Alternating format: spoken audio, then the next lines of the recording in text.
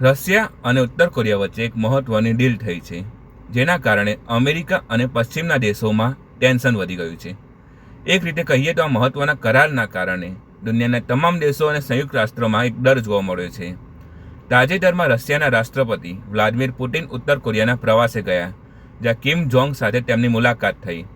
બંને દેશ વચ્ચે એક મહત્વની ડિફેન્સ ડીલ કરવામાં આવી છે. ઉત્તર કોરિયાના સરકારી મીડિયા અનુસાર આ ડીલ નેટો જેવી છે, મતલબ કે રશિયા કે ઉત્તર કોરિયા પર કોઈ હુમલો થાય અથવા કોઈ યુદ્ધની સ્થિતિ થાય તો બંને દેશ પર હુમલો થયો હોય તેવું માનવામાં આવશે. આવી સ્થિતિમાં બંનેની સેનાએ એકબીજાને મદદ કરવી પડશે.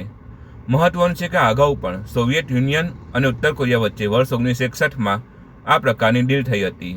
તે બાદ સોવિયત યુનિયનનું પતન થયું અને આ સંધિ તૂટી ગઈ હતી. વર્ષ 2000માં પણ રશિયા અને ઉત્તર કોરિયા વચ્ચે આ પ્રકારની ડીલ કરવામાં આવી હતી, પરંતુ તેમાં સૈન્યની સહાયની અનિવાર્યતા અંગે કોઈ કરાર નહોતો કરવામાં આવ્યો. વર્ષો બાદ હવે સૈન્યની સહાયની અનિવાર્યતા ફરજિયાત કરવામાં આવી છે. તે બાદ આ ડીલ કરવામાં આવી છે. આ ડીલ અમેરિકા અને પશ્ચિમના દેશોને રશિયા તરફથી વળતો જવાબ છે. આવા જ વિડીયો જોવા માટે ઇન્ફોર્મેશન વોલની યુટ્યુબ ચેનલને સબસ્ક્રાઈબ કરો.